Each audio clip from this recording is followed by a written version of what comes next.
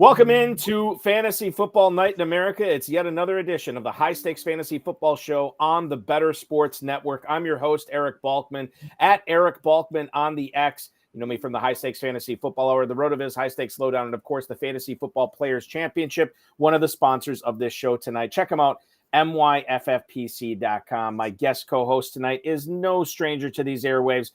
He is back with a vengeance this week. You know him from his writings over at RotoBaller and Fantasy Pros, and of course, the host of the Woo Fantasy podcast. It is the Roto Superstar himself, at Roto Superstar on X, Brandon Murchison. Merch, what's up? You excited for this Thursday night game tonight? Because I know a lot of people are trying to squeeze some excitement where there may not be much tonight.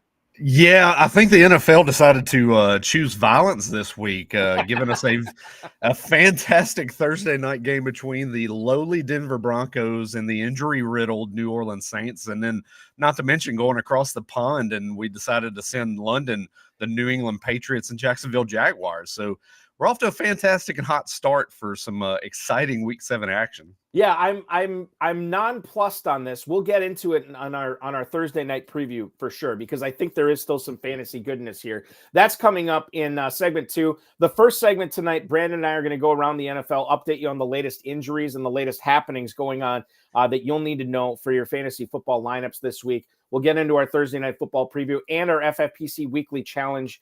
Merch is going to give us his Week 7 lineup, and we're going to go through that. And then we got some starter sits that are going to help you FFPC players out that are watching tonight as well. What is the FFPC Weekly Challenge? Well, it's fashioned after our world-famous FFPC Playoff Challenge, where you are picking one player per NFL team. Obviously, not all the teams on a week, but you're filling out a 10 or a 12-player lineup, depending upon if you want to play with kickers and defenses. There's no draft. There's no salary cap. You just pick the players you want and watch them ride through the weekend. You can only pick one player per team. So in other words, if you want Spencer Rattler, you can't have Bub Means. If you want Bo Nix, you can't have Cortland Sutton or Troy Franklin. $35 or $200 to enter. You can win up to $2,500. 10, 30, and 100 team contest, classic or slim format. myffpc.com. myffpc.com is where to go. Or you could just scan the QR code that Matt Deutsch, our producer tonight, has put up on the screen, and that will take you right to the page where you can log in, register, and get some action going. There's still time for you to play in the Thursday night challenge, which will lock in about 70 minutes or so before the Thursday night kickoff goes off between the Broncos and the Saints. Tom Smith, good evening, Balky and Brandon. Are we ready for some junior college Thursday night football tonight? You know, Brandon, I see something like that, and he's probably right. And the final score of this game is probably like 37-36 in double overtime or something like that. Maybe it'll be a big treat. I don't know. I'm holding my breath. We'll see what happens for sure. So let's get into it tonight right away off the top of the bat.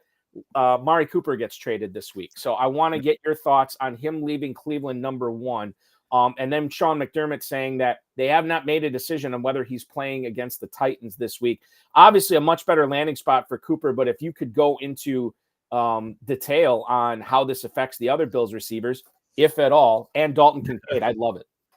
Yeah, it's kind of a get out of jail free card for Amari Cooper. He gets to leave Cleveland, gets away from Deshaun Watson and that really porous passing attack that we've seen from the Browns through the first 6 weeks of the season. Moving over to Buffalo, there's obviously a lot of people were excited about this. He's sliding into a situation where they've really needed a number 1 receiver. They didn't address it in the offseason. We thought we had that with Khalil Shakir, but hasn't really kind of panned out. He's had his moments over the last few weeks, got a little bit banged up, was a tough call last week for fantasy managers in their lineups. But now Cooper takes over that kind of vacated Stephon Diggs role. I think he's going to be the guy that's going to garner most of the targets. He's going to get those first read options. Really a guy that's kind of a yards after the catch creator, something that Diggs kind of left behind when he left as well, because Cooper's an amazing route runner, just like Stephon Diggs. So once we get through this week, odds are I feel like he's not going to play this week. So I think we're going to see a normal Buffalo Bills wide receiver rotation this week, which is going to be good news for Khalil Shakir. But moving forward, once Cooper's in the lineup and we kind of have that steady dose of that normalcy with him in that lineup, I think you're going to be able to see a lot more Shakir sliding into the slot, which is going to be more really what he needs to be as opposed to moved around the formation. I think you're going to see a lot more Keon Coleman on the outside. They'll mix in, Mac Hollins here and there for running situations, but he's not really going to be a fantasy factor. Mm-hmm. I think it's going to be a 3 wide receiver kind of rotation there with those guys. Some Curtis Samuel mixed in, but I think you're going to see his playing time and his usage take a dip as well. But I think this helps Dalton Kincaid. As much as we've been disappointed by Kincaid, I think a guy like Cooper that's going to take a lot of that defense as opposed to being really focused into the middle of the field, really looking at Dalton Kincaid, it's going to kind of spread the defense out a little bit more into zone coverages, more shell coverages, to where you can get Dalton Kincaid into more open spots against the defense and be able to be found, first read, second read target by Josh Allen. And still good for Josh Allen, obviously, to get Cooper aboard too. So Cooper, Kincaid, Allen, the big winners here as Cooper goes to the Bills. And if you have him in any leagues this week, you are making, like, for instance, tonight, you would be playing Courtland Sutton over Amari Cooper this week, right? Yeah, there's going to be a spot where you're going to have question marks like that. Courtland Sutton, even a guy like Bub Memes, he's been a guy that's been really talked about today, yesterday as well on fantasy Twitter. A lot of the questions that I've been getting myself. I think you're putting yourself in a position where, like, those are 2 names I would play tonight facing an Amari Cooper situation. Luckily, the league that I have Amari Cooper in myself, I'm in a high stakes league where I have him. I don't have to worry about facing that decision. I'll be able to kind of ride that out until the weekend, which is great. I mean, that's what you want. That's the one thing that it does irritate me about these Thursday night games is if you have an injury issue later on in the week and your only other option is Thursday night, it kind of puts you a little bit behind the 8 ball here for sure. I want to bring up, and we'll talk about the flip side of this with the Cleveland Browns. Daniel Oyefusi, who covers the Browns for ESPN, thinks that in the next few weeks, the Browns are actually going to be more run heavy, not only because of Amari Cooper going to Buffalo, but because of the impending return of Nick Chubb. Kevin Stefanski would be essentially taking the ball out of Deshaun Watson's hands to at least make plays and just hand off the ball, which is probably not the worst idea in the world, the way that Watson is playing right now. The Browns last week against the Eagles, 6% below their expected drop back rate. And apparently Browns players told Oyefusi after the game that running the ball under the center runs that Stefanski has had success with was actually something that they really emphasized while they were getting ready to play the Eagles. I think that the thing that gets me excited here is, oh my goodness, Nick Chubb is going to fall into a great spot here where he's going to be able to get the ball right away. And Cleveland's going to focus in on the running game, and Chubb is, going to be a top 10 running back. I think I need to slow my roll here. If the Browns are going to be run centered and Chubb is still a couple of weeks away from being capital letters Nick Chubb, does Jerome Ford actually still have some extra juice in him, even if Chubb comes back against the Bengals this week? We'll have to keep an eye on Jerome Ford and practice reports. Mm-hmm. Not looking too good this week for Ford. I think Chubb gets worked in slightly this week, probably looking at 7 to 9 touches, potentially working in a little bit first week back, because I know they're planning on bringing him back in. Things are really kind of lining up more for kind of a Deontay Foreman, Pierre Strong type game this week against the Bengals. Based on what I would expect to see from a game script perspective, I would probably lean more towards a Pierre Strong type game. Interesting. Guys going to play on third down, probably catch more passes, because odds are they're going to be playing from behind against the Bengals in that offense. But, like you mentioned, they're talking about going more run centric. That's, things I'll take for, for 400, Alex. That's just, it feels like it's just, that's a situation where they're forcing Deshaun Watson out on the field, but they know they're not getting much out of him right now. The football, he's just not playing great football. He doesn't look good on the field. He looks lost at times. They're going to have to do something and really go more towards that kind of Pittsburgh Steelers mentality type of an offense. Chubb, if all things are good with the health of that knee, Obviously, we're probably not going to see him look as explosive coming back from that devastating knee injury. So I'm expecting to see, they're going to try to run him in. They're not going to overwork him. They're going to use these other backs. So it's kind of a built, try to bleed him in the next few weeks. I think probably about another month away is when we're going to get a true indication of what Nick Chubb we got.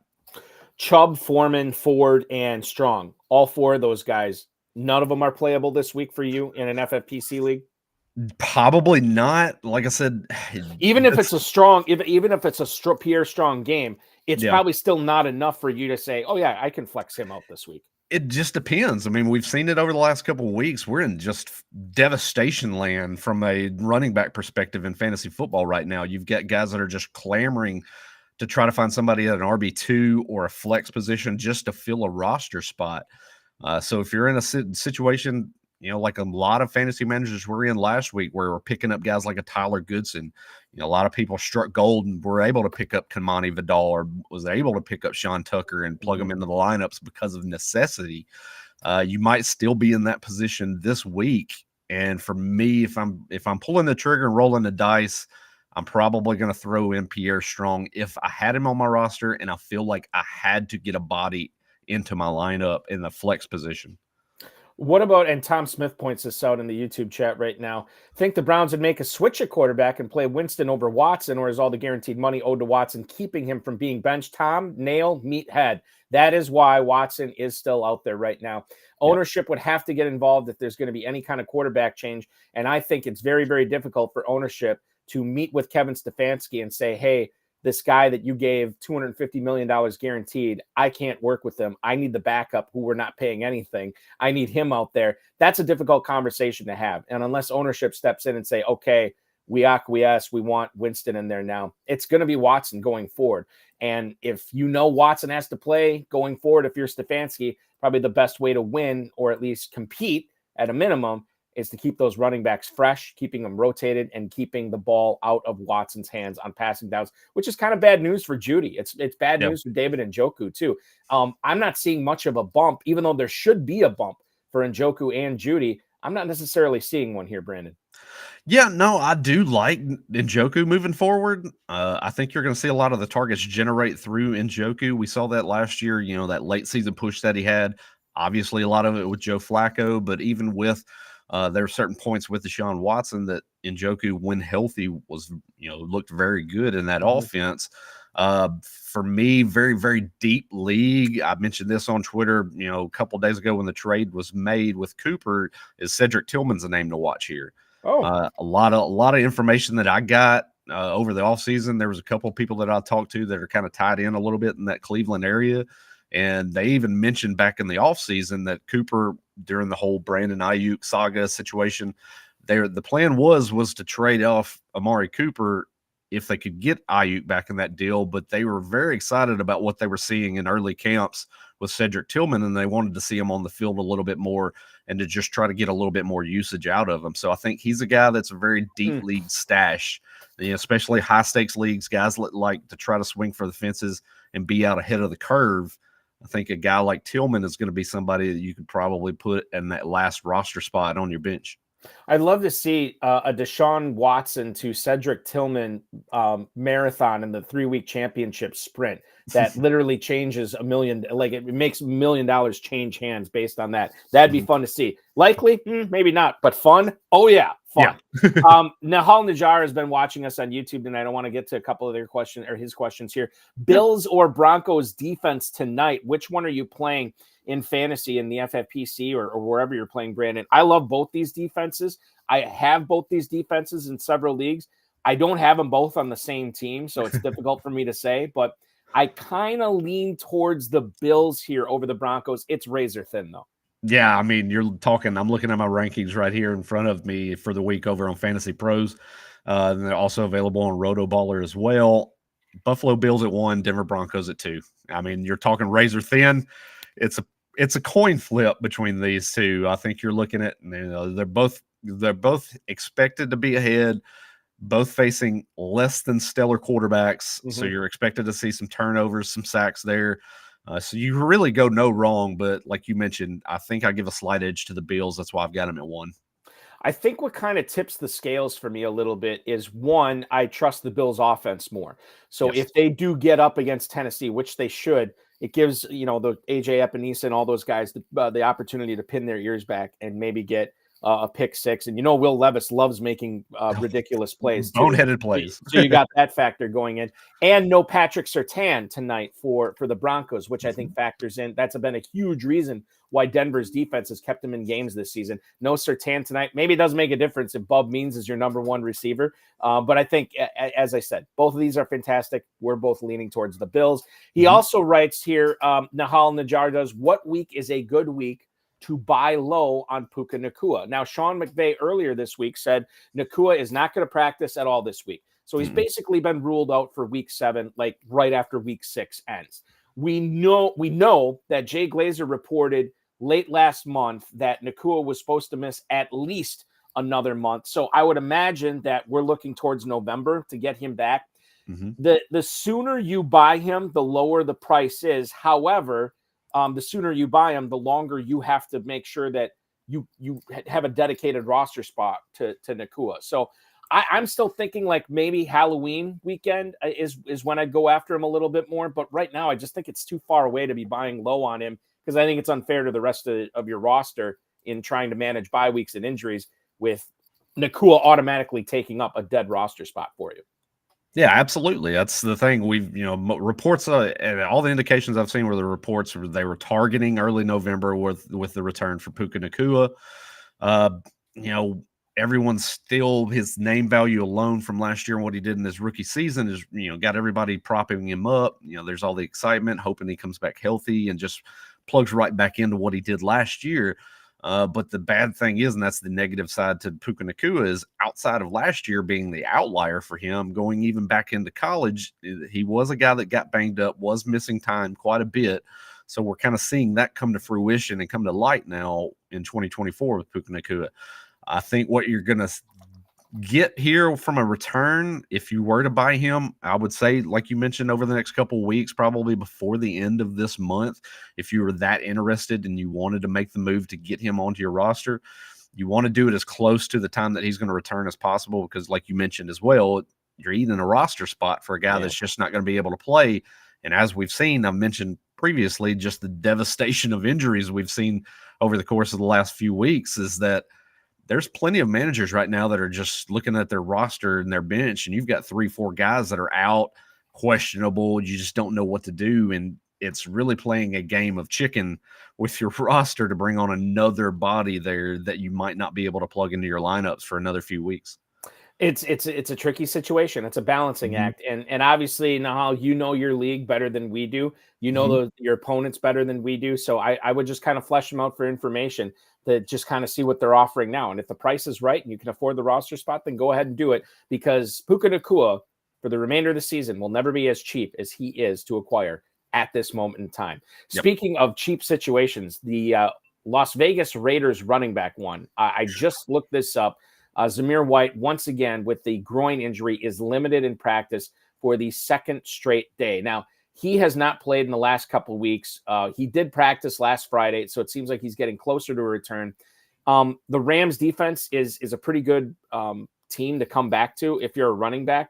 But when you look at the situation there with Madison and Abdullah getting touches here, I'm kind of rooting for White to not play this week. So it means more touches for Madison.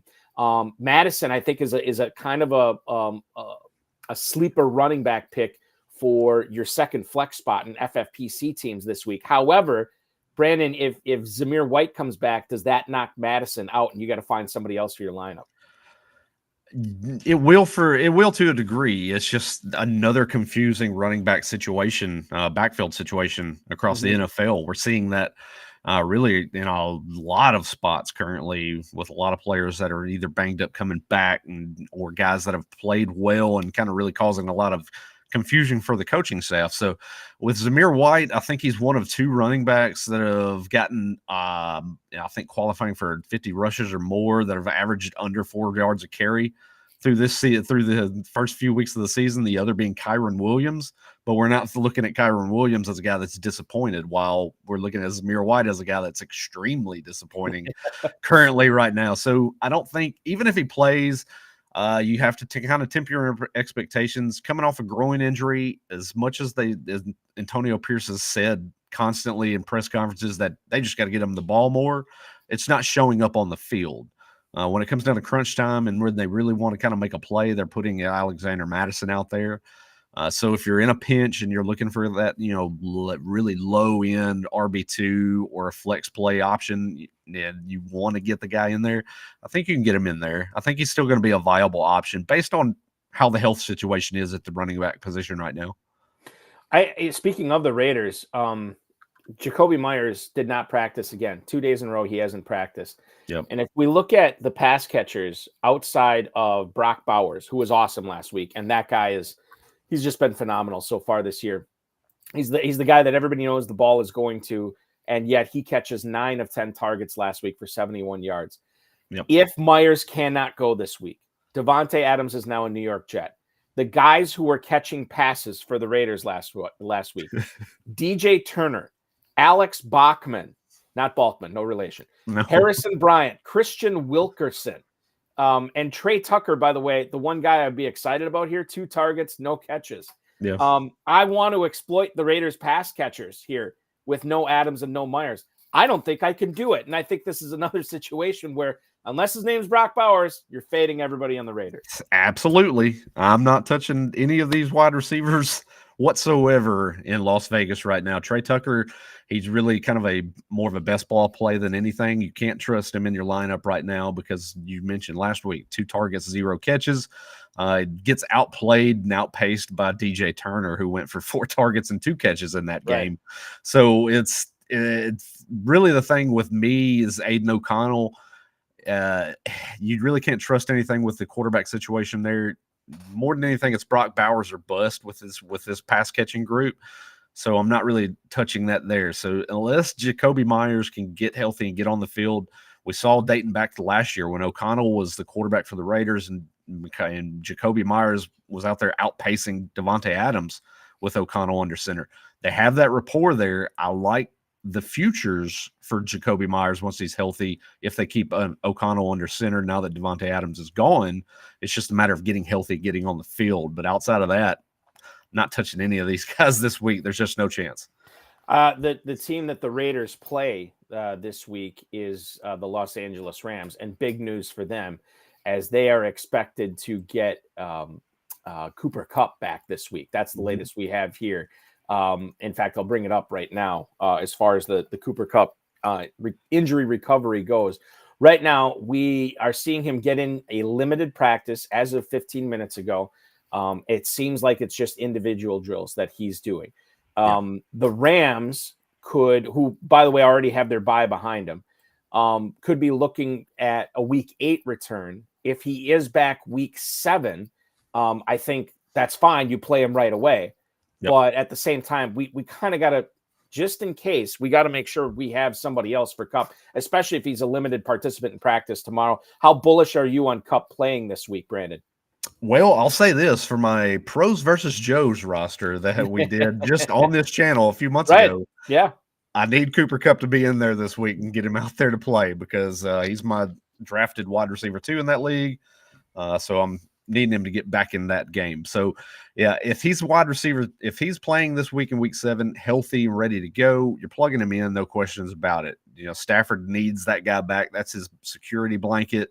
He's going to feed him targets left and right all day, twice on Sunday. So I have no qualms with Cooper Kupp right now. I'm bullish on him if he plays. Outside of that, if he does not play, you're going back to the well with Jordan Whittington and Tutu Atwell. Yeah, those are the 2 guys that offer the most upside.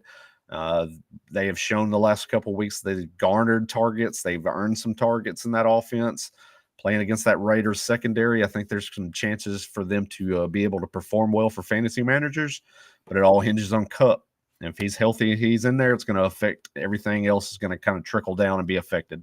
The other tricky part with Kupp is it's a 4:05 game start Yes. for the Raiders and Rams. And if that's the case, if you don't have Whittington or Atwell or somebody like that, you're going to have to look to the Trey Tuckers of the world. Noah Brown for the Commanders. You think of Xavier Worthy for Kansas City. Certainly Alan Lazard for the Jets, maybe. And then I don't know, man. Rashad Bateman and in Baltimore, they play Monday night. It's a good option, though. The Chargers, yeah, and McConkey goes Monday night too for the Chargers. If Harrison can't go, and we'll talk about him a little bit later on, you have Michael Wilson, you have Greg Dortch, and you have Zay Jones, who's coming back. So you have those guys on Monday night. That's just that receiver. Obviously, there'll be some running backs there that you can weave in. But the message here is just make sure you do have somebody you can put in for Kupp in case he can't go in that late game on Sunday at 4:05. Aaron Jones said he was going to practice today. And at least as far as I can tell, I do believe he got in a limited practice today for the Vikings, which is good. Now, the other thing that's interesting about this Jones situation, initially when he got hurt 2 weeks ago, they called it a hip injury and he couldn't go back in. Then Jones was talking to the media this week and he said he felt his hamstring tighten up a little bit in warmups, but then it was good. And then when he got going in the game, it tightened up again, precautionary measures. The Vikings pulled Jones out for the rest of the game. Jones was limited yesterday. Did not practice yesterday, was limited today. This is a guy who had 2 separate soft tissue injuries and a joint injury last year. And if Jones gets cleared, we play him. But at the same time, I kind of hope he doesn't get cleared because that means a lot of action for Ty Chandler. And I don't want to feel like with Ty Chandler, I mean, there's no like setback possibility for an injury there, right? Whereas Aaron Jones, we'd be looking at. Now, the better boss, Matt Deutsch, brings up Cam Akers there too, who just gets traded to Minnesota this week. Now, he does know the offense, I would think. He was there last year. I don't know how effective he'd be right away. And maybe he would be. I don't know, because it's not like Chandler wowed us last week or anything like that. But Jones, if he's active, I'm playing him. If he's not active, I'm starting Chandler. Akers is a guy I'll keep on my bench, but I don't want to start him this week. How do you feel about the Vikings running back situation as far as lineups go? Same thought process there. If Aaron Jones is going to be active and playing, you're playing him. He's going to be on RB2. Solid matchup. Now with Aiden Hutchinson gone for the Detroit Lions, it takes a little bit less pressure off of that run defense. So I like Jones this week, and I think what they're doing with him is they're kind of, this is all kind of a plan leading through the week. Don't really want to put too much on him in practice. It's a big game against the Lions. It's a divisional matchup. They're separated by a game in the win-loss column. So it's a big game for them, both teams this week. So I think they know their best offense is with Aaron Jones on the field, so they want to kind of save him up and hopefully get him right and be able to play and not really be as affected with that injury come Sunday. But if he were to not play, like you mentioned, I think Ty Chandler's going to get the bulk of the workload. Not as excited for a Ty Chandler just from an efficiency standpoint. And from a talent standpoint. Standpoint, too. Jones is a more explosive player for sure. Obviously, the explosion takes a little bit of a hit back. And then Cam Akers is essentially kind of a mirrored player to Ty Chandler as far as from an athletic standpoint, what they do from a rushing efficiency standpoint. And then they're going to sprinkle in Myles Gaskin, too, which is going to be a little bit of a headache there, too. So it's Ty Chandler. If Aaron Jones isn't playing, I'm going to get him in the lineup just from a usage standpoint alone. But like we mentioned and we let off there, if Aaron Jones is active, you're getting him in the lineup. The Vikings, for what it's worth, they are coming off their bye. So Jones did have the extra week to rest it. Will that be enough? I don't know, but I know it's a divisional game and they really want to beat the Lions considering they're 5-0 this season. This would really put some separation between them and the division as what you were alluding to before, Brandon. Yep. This is an interesting one. We talked a little bit about this on the bonus HSFF hour on Tuesday with Nelson Sousa when he came on. Dallas Goedert was unable to practice Wednesday. I have not found anything about him practicing yet today. I do know that if he cannot go, Grant Calcaterra, who was the replacement tight end for him last week, didn't look all that bad and was actually had a couple of catches while on the same field with Goedert, when they're on the field at the same time, I should say. 4 catches, 67 yards on 4 targets, 30 long of 34. And, with Brown and Devonta Smith occupying a lot of attention on the perimeter, you think about Calcaterra over the middle, down the seam. This is kind of a little bit of a sharky play for those FFPC tight end premium owners. If you pick up Calcaterra, which I know he was picked up in a few leagues last night, I don't think it was for very much money. What about Calcaterra this week in against the Giants, which, they have an okay defense, but Calcaterra might be in for a little sneaky start here, Brandon. I believe so. I think he fills in right into that Dallas Goedert role. We saw last week, he earned 7 targets, 4 catches in that game. I don't feel good about Dallas Goedert. You're getting a lot of kind of mixed up reports right now. They're talking about he could miss weeks, was a report that I saw yesterday. So if that's going to be the case, if you can go out and get a Calcaterra on waivers right now, like you mentioned, not really going for very much from fab budget perspectives. So you get him in there. I think from the matchup alone, it's a solid matchup this week. You can get him in there and expect another kind of a 3 to 5 catch performance from a guy like Calcaterra. Possibility, an upside of getting into the end zone, and that alone, look at a 4 to 5 catch week for a tight end. You're looking at a guy that's going to be a borderline tight end 1. So obviously a guy that you can fit in the lineup, because there are a lot of question marks at the tight end position right now. That's been a lot of the talk ad nauseum throughout the first 6 weeks of the season. Is guys that are known performers have been underperforming. Guys that we don't really count on have been overperforming. It's been a toss-up each and every single week. And I think a guy like Calcaterra is a guy that you can kind of get in there and really take a chance with him in your lineup this week. And it's fun. It's fun to start him just to see what happens, especially if he catches a touchdown early. It could be a big game for Calcaterra on Sunday. I'll tell you where there's going to be a big fantasy game for multiple people. Lambeau Field in Green Bay, Wisconsin. Houston Texans visiting the Packers. And we got a big-time Texans fan. Or maybe the fact that I mentioned the Texans and not the Cowboys merch, this is what set the dog off, right? Yes. No, I'm sorry, sir. This is a Cowboys house, not a Texans house. How dare you bring up the Houston Texans tonight? That cannot happen. I got absolutely excited for that. All right. So we have to find a safe word for Texans. I can't say Texans anymore. Anyway, so let's talk about specifically the pass catchers. Christian Watson is what I want to lead off with here. He was limited in practice for the second straight day. He's probably going to play against Houston. 3 catches for 68 yards on 4 targets this past week. I was at that game. It was fantastic. So much fun to see.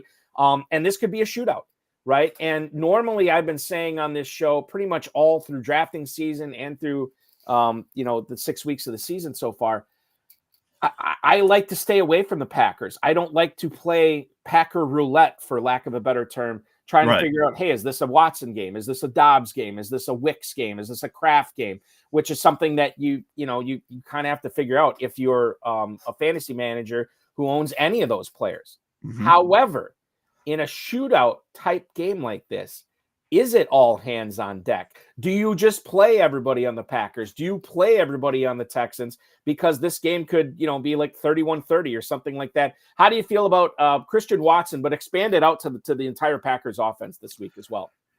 Watson, I think, gives you consideration in a flex spot. Like you mentioned last week, gets into the end zone, is a low target game 4 for 3, 3 receptions, 68 yards. He does find the end zone, and that's what you're looking for with a Christian Watson. You're looking for a guy that's going to have that upside of getting into the end zone. He's typically been a guy that they like to target down in the red zone. But what we saw last week, obviously, is, squeaky wheel got the grease with Romeo Dobbs, is, whatever report you want to believe about him throwing a fit, not happy about his role.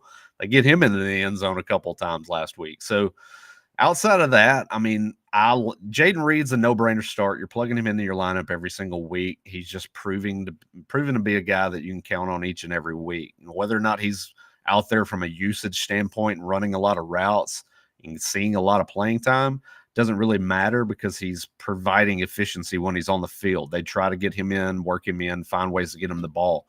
Tucker Kraft's the other piece of that puzzle.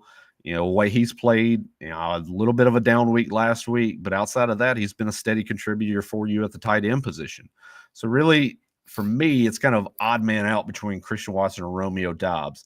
And in a shootout, I feel like there's a little bit more of a higher potential for upside for a Christian Watson with this matchup, as teams are going to be going up and down the field. It's one of the highest totals on the slate for this weekend.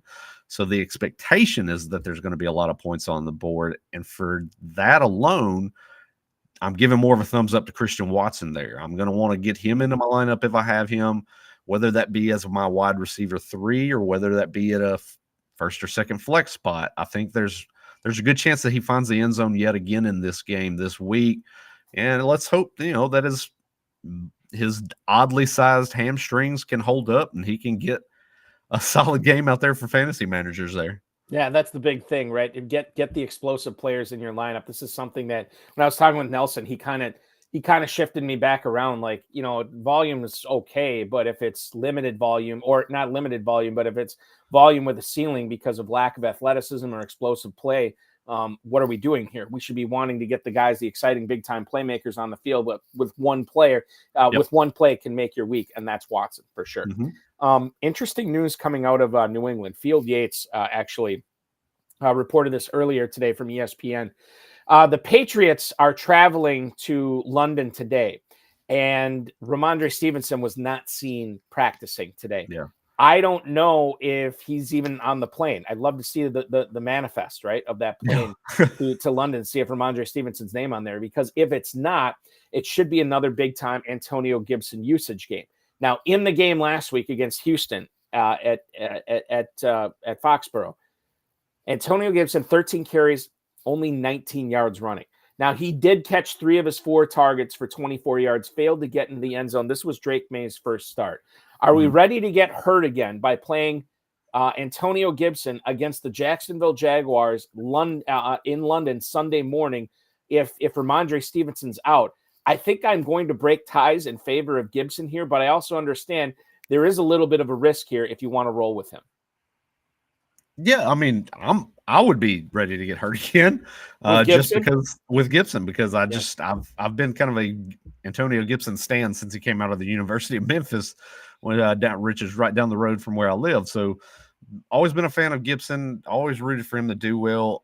And like you mentioned, it's if Stevenson's not playing, and we've talked about this leading up until this point throughout the show too, is just the injury situation with backfields across the NFL. At this point right now, a lot of fantasy managers are just grasping at straws for usage in the backfield. And if you can get a guy that is going to touch the ball 10 to 15 times, you're likely going to be playing said player in your lineup. And that's just really what it boils down to. But Gibson's not really going to provide you much from a rushing efficiency standpoint. You mentioned that with the statistics from last week's game. That's kind of been Gibson's MO throughout his career. But what he does and excels at is what you're wanting from a PPR format standpoint. That's pass catching.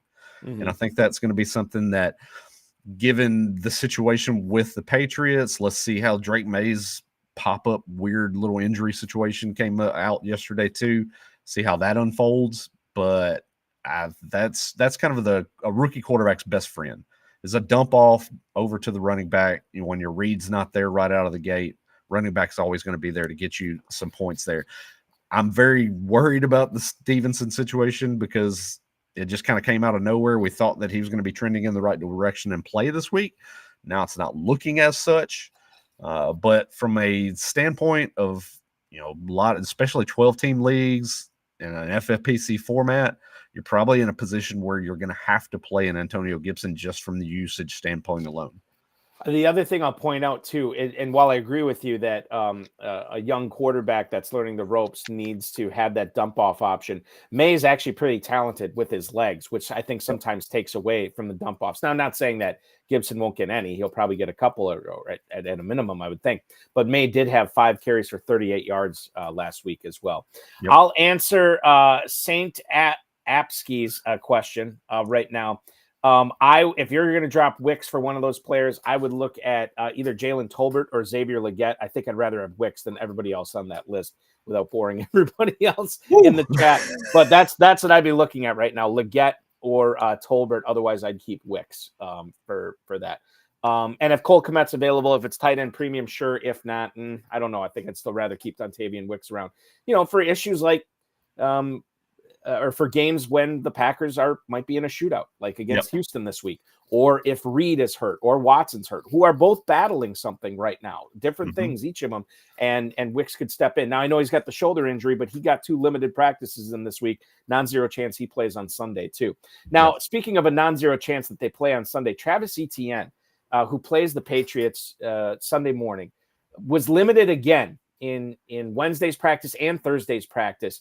Doug Peterson said, I believe on Monday, or maybe it was Sunday, that he was going to be week to week with a hamstring injury. Normally, week to week means you're missing at least a week. And now he could be playing this week as well. I think this is really tricky, Murch, because you have Tank Bigsby on this team, who's been very good with or without ETN. And if ETN's healthy, or I should say if he's active, you're still running the risk of re-injury for ETN if you run him out there. And Bigsby could just take over the game, and he could be the hot hand, and he could be the guy that gets not only the rushes, but the catches and the touchdowns. Dearness Johnson, a threat to steal some touches as well. How do we handle this situation in the Jacksonville backfield on Sunday morning when it is so muddied right now?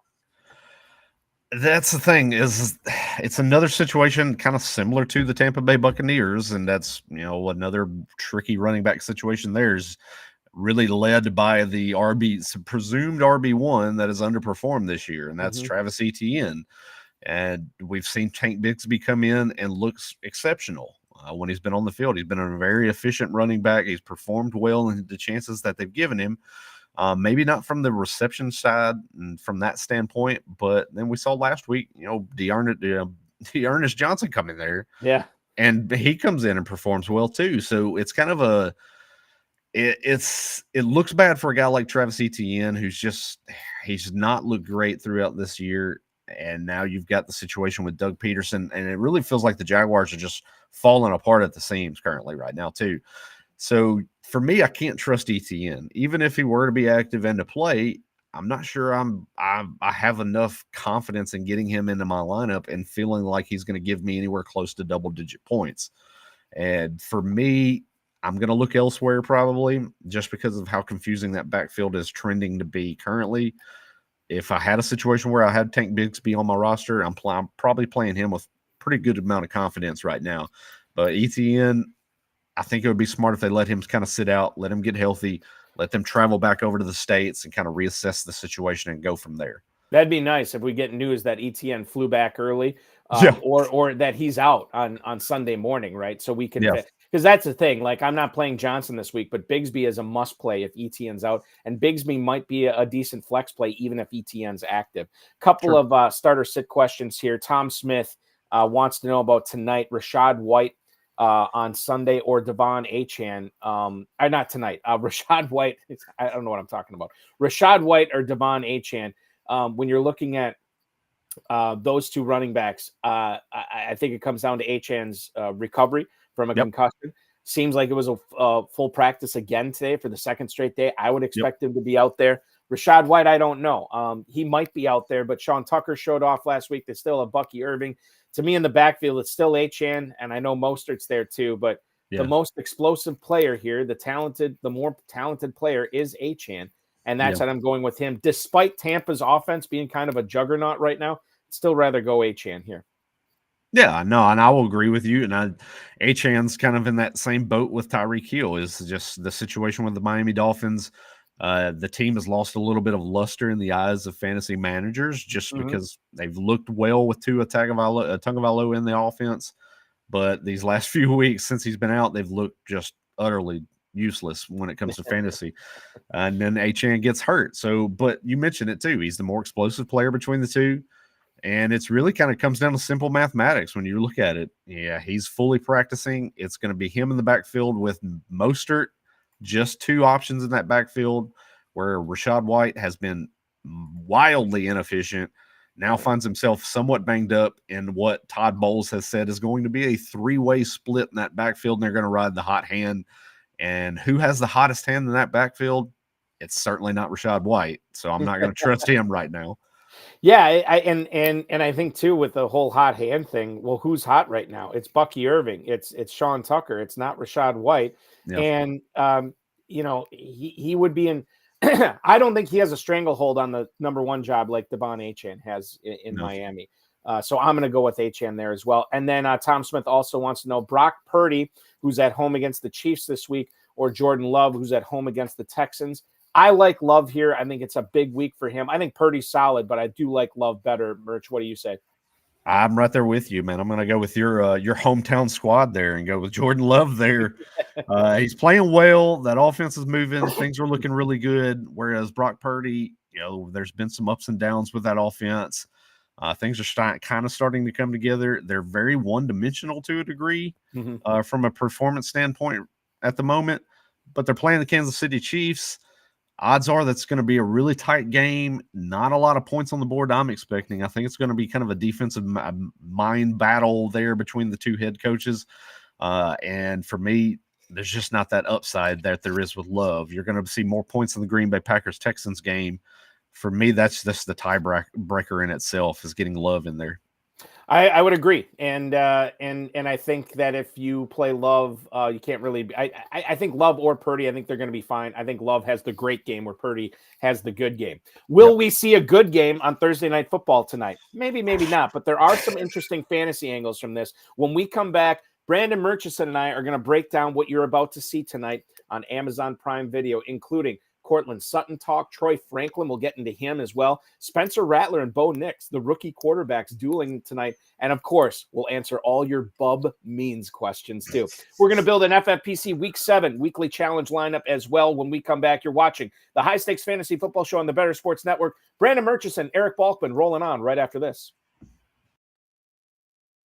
We're telling ourselves happy stories about players we want to pick, less happy stories about players we don't want to pick. And part of that is being ready to abandon our own carefully crafted narratives when it's time to abandon them, right? Like, bail, this was not working, So like we come in with super hard opinions and sometimes they work out and sometimes they don't. The better fantasy players are the people who acknowledge quickly that, hey, this isn't working out. Doesn't mean you have to abandon a player, but it means you have to abandon the approach and maybe you have to go with a different player. I mean, if people were playing Stephon Diggs last year down the stretch, they were only playing him because his name is Stephon Diggs. You have to be ready to acknowledge, hey, this guy's not getting the job done. I did it. Bloom and I had a big discussion about this last December, and I'm saying you can't play him right now, right? And I know that's a hard decision to make because why? FOMO. We're going to miss out on that big game. The minute I sit this guy down, he's going to have the big game. Well, maybe. But also, while he is not having great games, there are other guys on your roster having great games. And I think that's to me, the hardest thing about fantasy is like, when do I divorce myself from my narrative? When do I tell when do I acknowledge my happy story is not coming true? I need to figure something else out. And the people who are good at that are the people who are good at fantasy football. Something called perpetual reloading to ensure something called a permanent championship window with FFPC Dynasty Leagues. How do we make sure that perpetual reloading is what we're doing in our rookie drafts every year to make sure that we're always competing for titles year in and year out? Yeah, so we always have this tension between playing a little bit for the future and playing for the present. You'll have drafters jump into the startup. They'll draft the veterans. They're trying to win in that first year. Sometimes they do. I don't want in any way, shape, or form suggest that doesn't work because you see some of those teams compete and win titles. And yet, when we're thinking about the best way to control your chances to win, you want to be in the playoffs year after year. You want your championship window to always be open.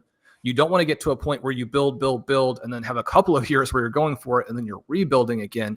You want to be in it every year. You want to get as many buys as possible so you don't have to compete in that quarterfinal round. You build a more powerful team. You can't control the injury that you have to the key player that cost you a title or the 50-point game that a non-elite player like an Amari Cooper scores and knocks you out. You can control having one of the best teams every single season. The way that you do that is you build depth in your player talent across all those positions. You build depth in your picks. In order to execute some of those types of things, you trade down, you trade peak players, you trade young players. You've got to trade things that people want. A lot of times I think when people are trying to reload or rebuild, they're trying to trade distressed assets at a level that the rest of the group isn't interested in. And then you feel like you can't move. If you're going to make trades, you got to trade things that people want. You can also trade 2 for 1. Welcome back to the High Stakes Fantasy Football Show on the Better Sports Network. Eric Balkman from the FFPC, High Stakes Fantasy Football at RotoViz High Stakes Lowdown, being joined tonight by Brandon Murchison from RotoBaller Fantasy Pros, as well as the Woo Fantasy Podcast. Follow him on the X at Roto Superstar. It is almost time for Thursday Night Football. Saints and Broncos tonight from the Big Easy. 3-3 Denver visiting the 2-4 New Orleans Saints. Total on this is at 37 right now. The Broncos are actually a 2.5-point road favorite, and my God, why wouldn't they be with as banged up as the Saints are? We'll get to them in a second, but let's talk about Denver here, Merch.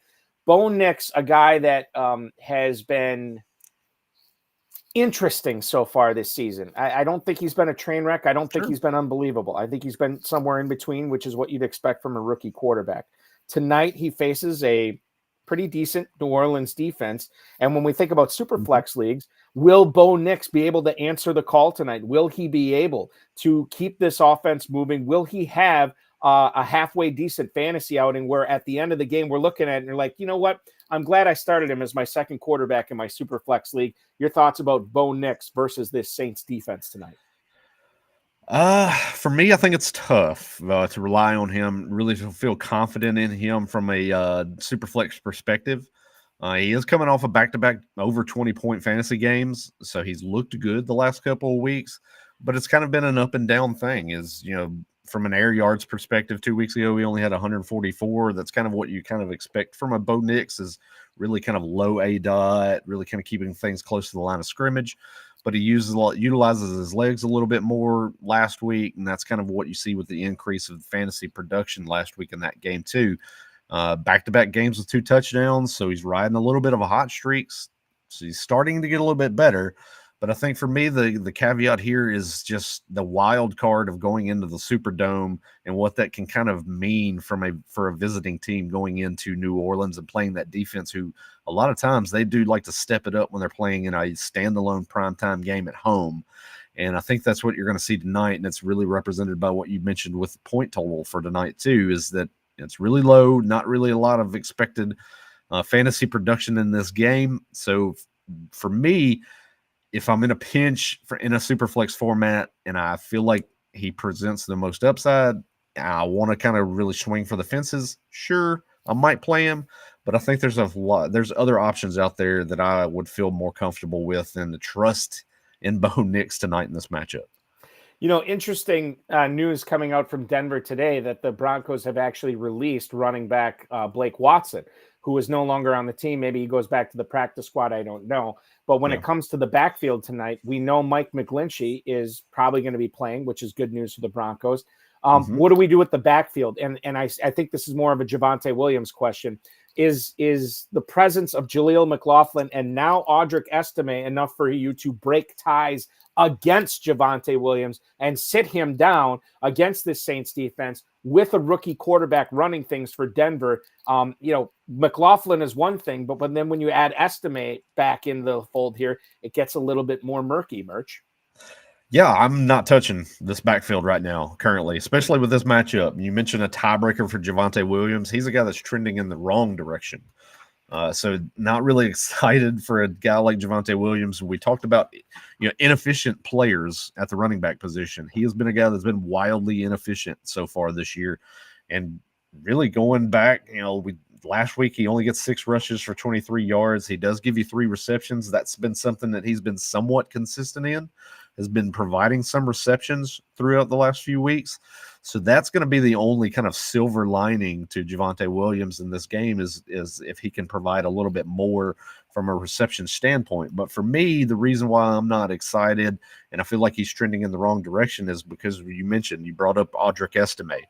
After last week's game, Sean Payton even named him by name that said he wants to see more of Audric Estime. And I think the release of a guy like a Blake Watson, I think they're really kind of just really clear on the decks.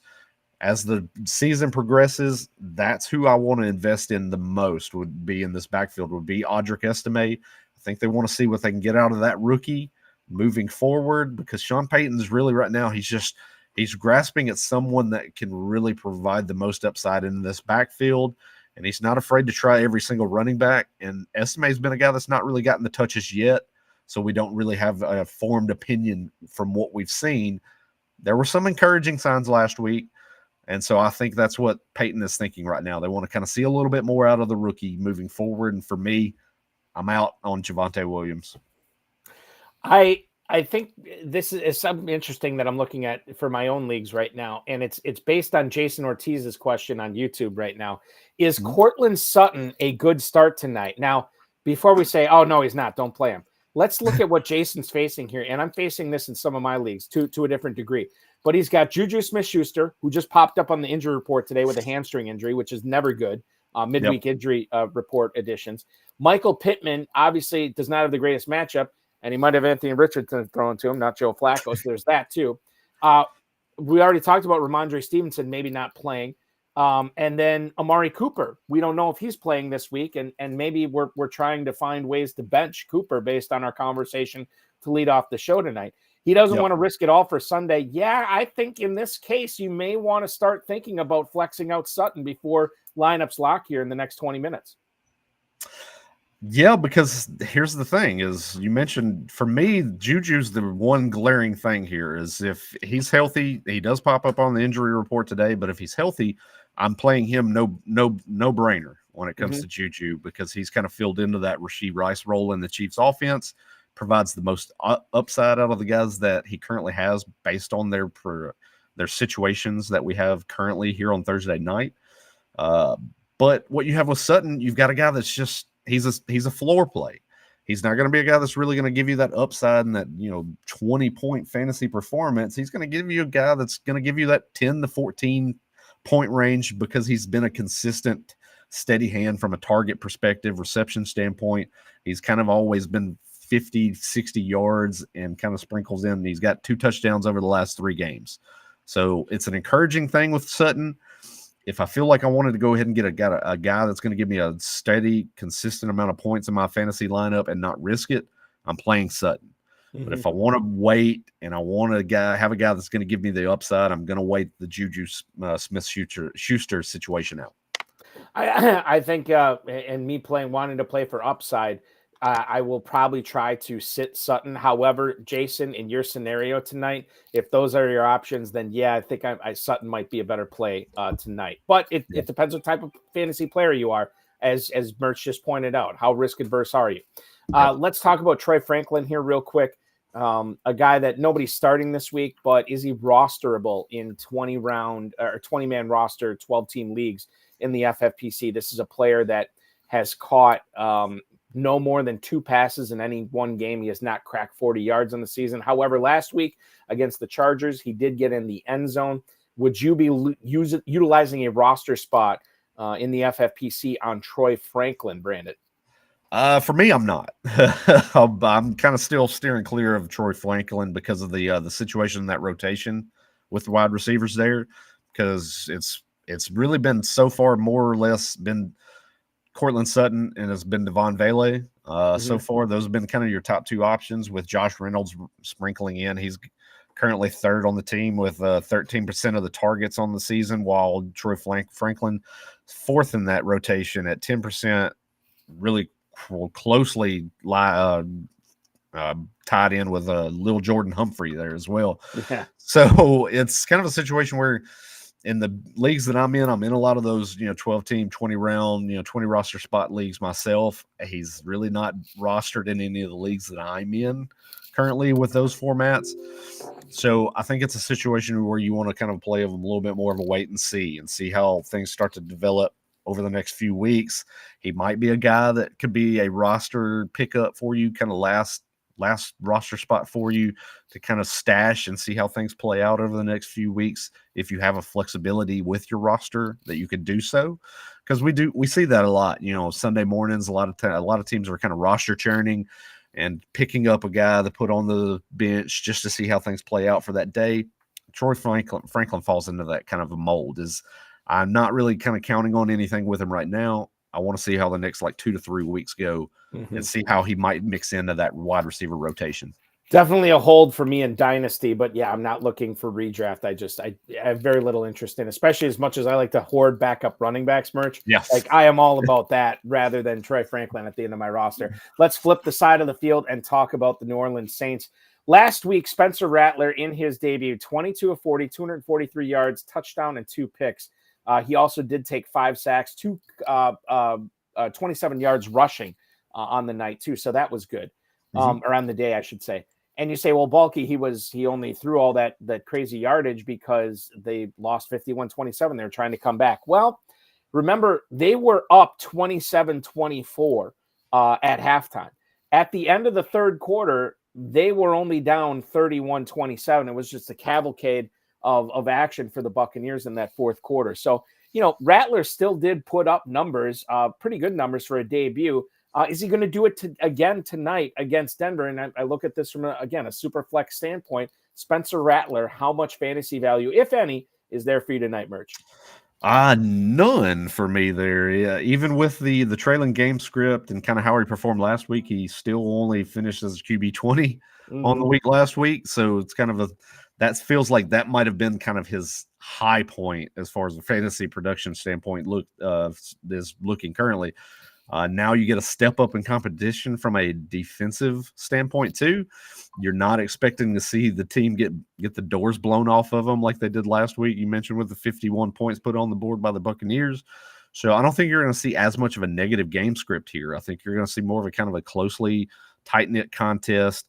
I think you're going to see the Saints really try to hone in on more of the ground attack this week. We're expecting to see, oddly enough, Dennis Allen's favorite football player back on the field tonight with Kendre Miller. He's supposed to be active and then ready to go too. So I think you're going to see a little bit more of the running game tonight. Try to control the clock, take the ball out of Rattler's hands, where he doesn't feel like he has to force anything and make a play. I think they're going to really kind of control the game a little bit more from an offensive standpoint. So there's not a lot of upside for me. Don't have a lot of trust with Spencer Rattler tonight in this ball game here. You mentioned the backup running back, and I wanted to ask you, if you only have one available spot on your roster for the backup to Alvin Kamara on your team, if anything were to happen to Kamara, who would we deploy? Who would we be keeping on our roster? Is it Kendre Miller or is it Jamal Williams? Clearly, Dennis Allen likes Jamal Williams more than he likes Kendre Miller, but I think a lot of us are of the opinion that Kendre Miller is younger. He's got the juice. That's who we want. I've been keeping more Kendre Miller on my teams. I don't think I have Jamal Williams anywhere. I probably have Kendre Miller on the 3 or 4. Your thoughts on the backup running back situation and how we treat it for fantasy? I'll agree with that. I mean, you even saw it last year. Those last couple of games towards the end of the year, they really wanted to get Kendre Miller out there and see what they got in him. I think Dennis Allen's just, we saw a lot of frustration with him during the offseason because of Kendre Miller and the injury situation. He wants the guy to be healthy so he can utilize him. And I think that's a situation where fresh legs, young player, Jamal Williams is, it's Jamal Williams. You're looking at a guy that's going to get you 3.5 yards a carry on minimal attempts. There's just not a lot of upside there. So Kendre Miller, if anything were to happen to Alvin Kamara, presents the most upside there and has the better chance to be a viable fantasy commodity that you can plug into your lineup. So I'm with you there. I would stash him if I had that last open roster spot. As fun as exciting it would be to maybe utilize our last roster spot on our teams for Bub Means, it's difficult for me to sell him as even a second flex tonight, unless you own a ton of Bears and Cowboys where you just need a warm body in there. Then yeah, maybe. But Bub Means, I can't really sell myself on him as trying to flex him in tonight. I know there's no other Saints wide receiver I want. What about Bub Means tonight? Let's talk about him. He is a desperation play for me. I can't tell you how many questions that I have had on Bub Memes so far throughout the day today. A lot of people asking him about getting. I need to get him into my lineup. I've got injury situations out there. We mentioned earlier too with one of the other questions. You'll have people out there with an Amari Cooper situation. What do I do there? He might not play. So you've got guys like that. I mean, I picked up Bub Memes in a couple of waivers that have ran this week, but I picked him up from more of a wait and see perspective. Now we have the situation that has really kind of played itself out where Rashid Shaheed, he's gone, done for the year. He's out. Chris Olave obviously is not playing tonight too.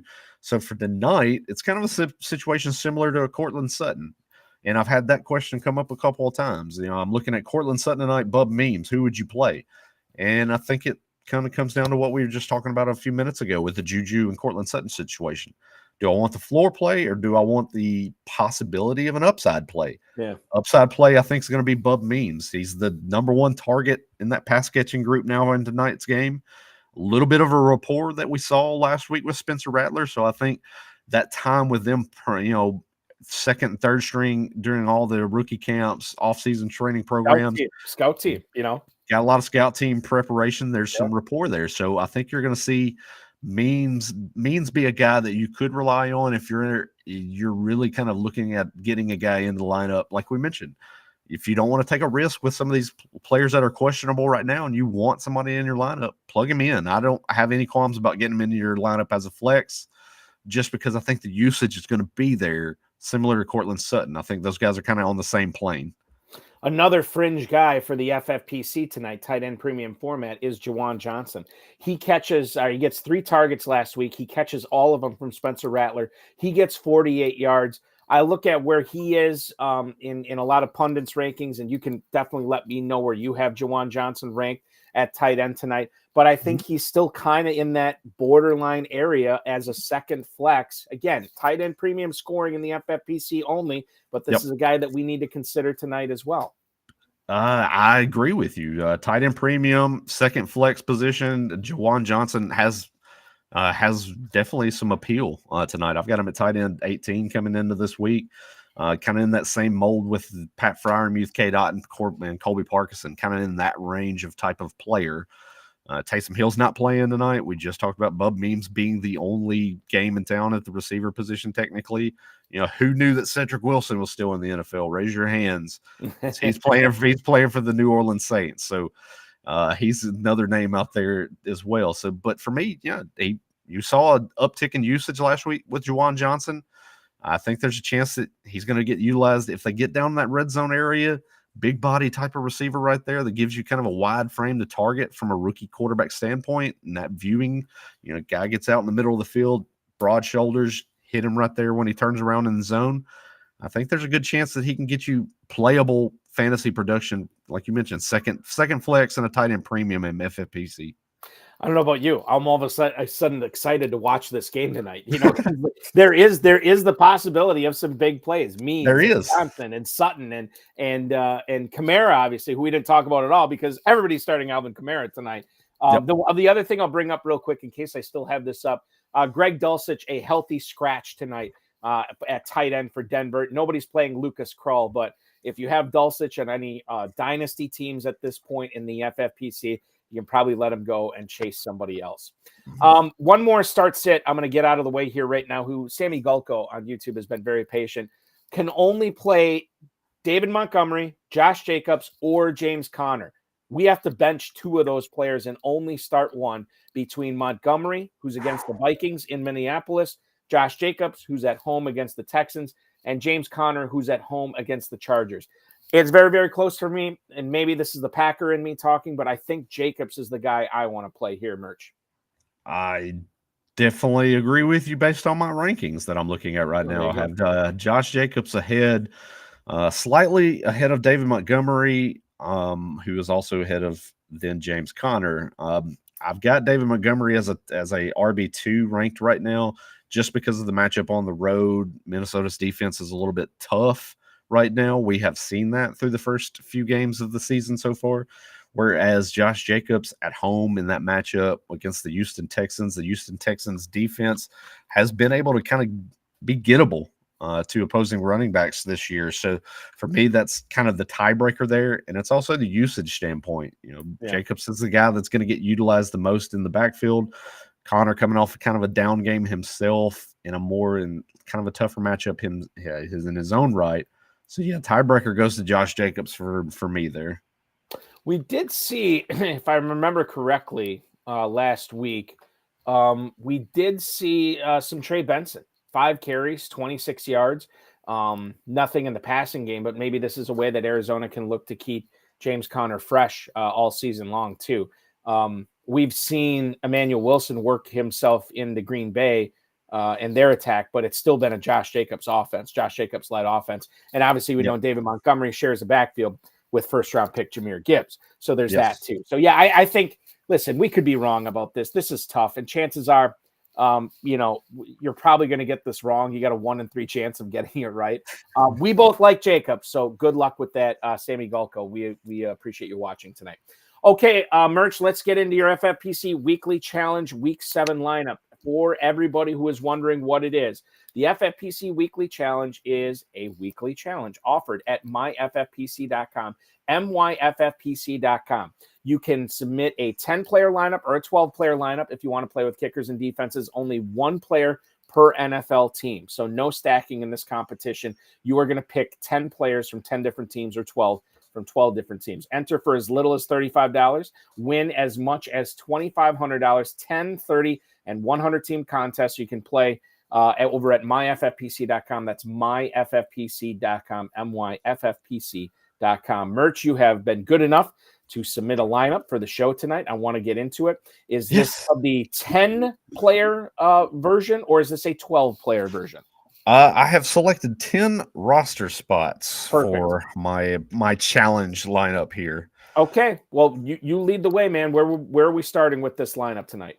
Right out of the gate at the quarterback position, I'm going to go with the guy that's really been kind of the man to go with in your weekly lineups throughout the first few weeks of the season. That's Lamar Jackson. Yep. I'm going to go with the main stud. He's averaging 19. He's going up against a defense this week in the Tampa Bay Buccaneers. They're giving up 19.9 fantasy points per game to the quarterback position. And they've also allowed the most rushing touchdowns to the position this year too, which is kind of the key here for Lamar Jackson, who, let's be honest, is the rushing quarterback king. So for that alone, I'm leaning towards Lamar Jackson at the quarterback position this week. And it's going to be such a fun game Monday night, Ravens and Buccaneers. That game too, when we look at it, you could have easily gone with Derrick Henry. Ravens a minus 3.5. They're a 3.5 point favorite in that game too. So it's a positive game script there. But when you get that stat about how much the Buccaneers are giving up rushing wise to the quarterback, I think it makes it an easier decision to say, hey, Derrick Henry, maybe next week. Lamar Jackson is our guy that we're going with at the signal caller this week. Okay, Lamar Jackson is our quarterback. Where are we off to next? At the first running back position, I'm going to go with a guy that we've kind of previously touched on, and that's Kyren Williams. Kind of talked about him from a low efficiency standpoint from his yards per carry this year, but he's also lined with a great matchup at home against the Las Vegas Raiders this week, who have been giving up an average 26.34 fantasy points per game to opposing running backs. That is a lot. That's pretty good bit of business there. So I like that for Kyren Williams. I think they're going to come back. They're coming back from the bye. I think he's going to see a heavily utilized workload this week.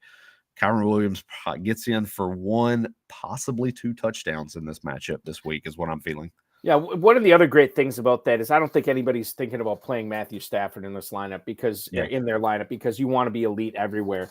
And the only other pivot for the Rams is certainly you're not going to take Blake Corum. There's no threat at tight end, and the only threat at receiver here would be Cooper Kupp. And we don't know if he's going to even be playing this week. So Kyren Williams, maybe a little bit of a chalky play, but you do need some chalk in these lineups. And Kyren Williams is a great pick here. Definitely high upside, not only for what he's meant for the Rams offense this year, but to your point, a guy who can really have his talents exploited against this Raiders defense, a guy who has a really good matchup in a really good situation. I'm on board with Kyren Williams. Who's our second running back, Merch? Second running back, I'm going to go with a guy that's coming back from an injury, full practice today, guy that's provided a lot of points for fantasy managers early on this season. That's Brian Robinson from the Washington Commanders. His matchup this week, also very juicy. He is at home playing against the Carolina Panthers defense that has allowed the most yards to the running back on the ground this year and have given up 12 rushing touchdowns up until this point too as well. So Brian Robinson Jr., come on down and score me some points this week coming back off of the missed game the missed second half. He played the first half, took him out the second half. I think fully healthy, comes back in this week, good to go. I think I like Brian Robinson Jr. this week. This has been a multi-week injury for Brian Robinson that he has been trying to play through. And this is a good get-right game for him. He is the lead guy in that backfield. Not the most talented guy in the world, but certainly talented enough to chew up yardage against a pretty bad Carolina Panthers defense. I think when you look at the other commanders we could have taken, we're not taking Jaden Daniels because we already have Lamar Jackson at quarterback.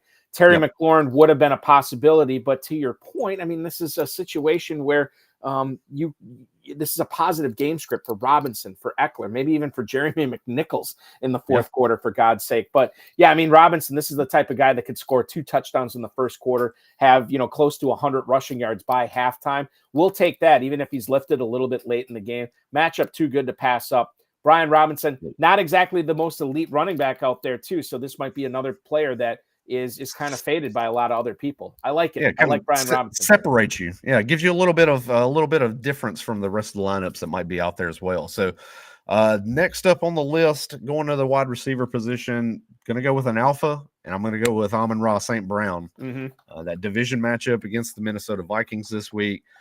He's even mentioned, talking in a kind of a little bit of a press conference that he had, or a report that was out there. I think it was yesterday. They were asking him his thoughts on Justin Jefferson. He was talking about how they're friends. He said, but this week they're not friends. He's out there to outperform him. He wants to show that he's the best wide receiver in the league. And I think that's going to be a situation that he can do so in this matchup. Coming off a game against the Cowboys, just 4 receptions, but he did get into the end zone late in that game. But outside of that, you're looking at a guy that's always going to be a steady contributor to you from a reception standpoint. Yardage has been fairly steady this year, but he's scored in 3 straight games. He's got 4 touchdowns in the last 3 games. I think that touchdown equity alone I'm going to buy into, and I'm definitely going to plug him in the lineup this week based on that. I had to look it up to see, because I know Amon-Ra St. Brown has all the receivers in his mind memorized that were drafted before him, and I had to check if Jefferson or Addison was one of those, and they were not. So there's no extra juice for St. Brown this week, just the normal amount of juice. Yeah, I mean, this is one of the highest totals of the week. The Lions and Vikings currently have their total set at 50.5. The Vikings are 1.5 point favorites, so game script here should be neutral. It's going to be the best players making the best plays. And I love the idea of St. Brown being featured in this passing game. Laporta only caught 1 pass last week. Jamison Williams has been relatively quiet recently. This could be a big-time game for St. Brown, and maybe one that I think Nelson brought this up on Tuesday, that the last time these two teams played, Christmas Eve or the day before Christmas Eve last year, both Jefferson and St. Brown went crazy. And I think St. Brown had double-digit catches. I see no reason why that wouldn't happen again. So St. Brown, as far as our alpha receiver here goes, chef's kiss. This is a good pick here, Brandon. And then next wide receiver, the wide receiver 2, I'm going to go back to another high-scoring game that we've kind of touched on already, and I'm going to the other side of the ball for the Tampa Bay Buccaneers, and we're going to go with Chris Godwin. Coming off a monster game, 11 receptions last week, 13 targets, gets in the end zone twice. Another great matchup this week. Baltimore secondary is not very good. We have seen that kind of play out throughout the season this year. And now you also have the added, incentive too of Mike Evans and his injury situation that has popped up. I believe he missed practice today. Yep. And with that kind of factored in, we'll see how his practice might come about on Friday. But if he were to miss the game, man, just chef's kiss. Chris Godwin getting in there for another double-digit reception game, 1 to 2 touchdowns in a back-and-forth high-scoring affair. Godwin's one of the guys. He was one of my most heavily targeted players during drafting season. He's done nothing but doing nothing but awesome games so far this season. 43 catches, 511 yards. He's already gotten in the end zone 5 times. From the slot this year, where he's primarily playing, he's already getting about 12 yards per catch on the season. This is another, we don't think of Chris Godwin as a high upside guy, but he's not only a high upside guy, he's an extremely high floor guy right now too. So Godwin in this game on Monday night, again, one of the higher totals of the week with the Ravens, and a game that the Buccaneers are home dogs in. Sure, fire up Godwin. Yes. Now we're going to go to tight end. Tight end position this week, and it's been one, tight end, we talked about it earlier, has just really been kind of a toss-up throughout most of the season. But I want to go with a guy that's been one of the more consistent options this year. One of the guys top of the food chain at tight end right now, and it's the rookie. It's Brock Bowers. Yep. Got a home matchup that he's going to Los Angeles to play the Rams. This defense has given up 14.9 fantasy points per game to the tight end position, which is second worst in the league right now. And now you do have Davante Adams out of Las Vegas. All the passing is going to go through Brock Bowers. We have seen that ad nauseum, coming off back-to-back double-digit target games, 17 catches the last 2 weeks, gotten into the end zone once over the last 2 games. I think we're going to see somewhat similar to that this week. Another double-digit target game, close to 100 yards and a touchdown for Brock Bowers is what I'm expecting. You have an underwhelming quarterback situation. You have a more than underwhelming offense there. And yet Brock Bowers, a rookie, is still not only the best threat on the team to move the ball down the field, but the other team knows that, and they still couldn't stop him last week. When everything seems to be working against Bowers, he still comes through again and again. 9 catches on 10 targets last week, over 71 yards. FFPC tight end premium scoring. All that he was missing last week was a touchdown. Maybe he gets it this week. Good matchup, good role in the offense, good choice at tight end, Merch. Thank you very much. And now we're going to go to one of the 4 flex spots. Here we go. And we're going to start out with one of the running backs. I've got 2 running backs that I'm going to plug into the flex. And the first is going to be Mr. Injury prone himself, but has looked good throughout the first parts of the season. That's J.K. Dobbins. Coming into the flex this week, got him as a guy that's going to be ranked as he's RB7 on the week for me coming into this week. Wow. But from fantasy points per game, he's number 12 on the year, 15.8. No Gus Edwards. Solid matchup here against the Arizona Cardinals on the road. But the defense there with Arizona, they've given up 24.72 fantasy points per game to the position. 749 yards on the ground, which is one of the highest totals as well from rushing yards. So I think you're going to see a big game from J.K. Dobbins. Going to look probably in that neighborhood of 16 to 19 rushes on the ground.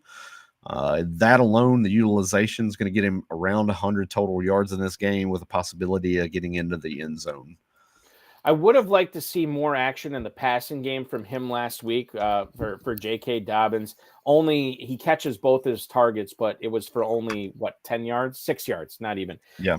So in regards to Dobbins, the number that I love last week is not the 96 for the rushing yards. It's not the 1 for the touchdown. It's the 25 carries. You throw that in with the 2 catches he had. That's 27 touches for Dobbins.